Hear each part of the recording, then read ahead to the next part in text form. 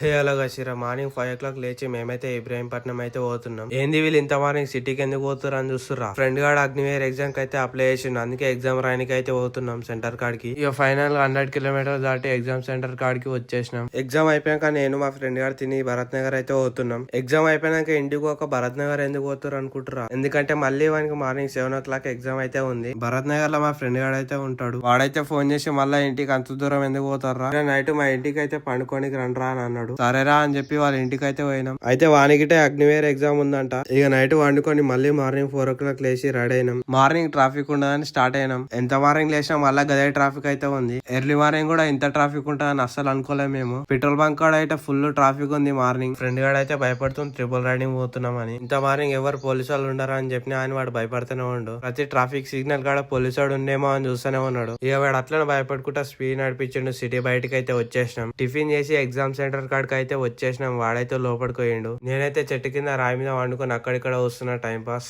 ఈ ఎగ్జామ్ అయిపోయింది, ఇంటికి అయితే బయలుదేరుతున్నాం. భరత్ నగర్ ఫ్రెండ్ కి అయితే రిపోర్టింగ్ టైం 10 o'clock అయితే ఉంది. ఇక మా friend Rajiv Gandhi airport route లకైతే తోలుకుపోతుండు. ఇక్కడ రోడ్ అయితే క్లీన్ ఉంది. టూరిస్టులు అయితే అట్రాక్ట్ అవ్వడానికి చెట్లు బాగా పెట్టారు ఇక్కడ అయితే. ఇక్కడికి వస్తున్నప్పుడు అయితే అసలు ట్రాఫికే లేదు. మేము ఓఆర్ఆర్ సర్వీస్ రోడ్ మీకు పోదాం అనుకున్నాం. రూట్ మ్యాప్ చేంజ్ అయ్యి సిటీ లోపలికి అయితే వచ్చేసినాం. మళ్ళా సిటీ లోపలికి పోయేటప్పుడు అయితే ఫుల్ ట్రాఫిక్ అయితే ఉంది. మేము ఏం చేయలేక సిటీ లోపలికి బయటికి రానికి అర్ధగంట అయితే పట్టింది. మరి ఈ రోజుకైతే వీడియో అయితే మళ్ళీ వస్తా. Good bye.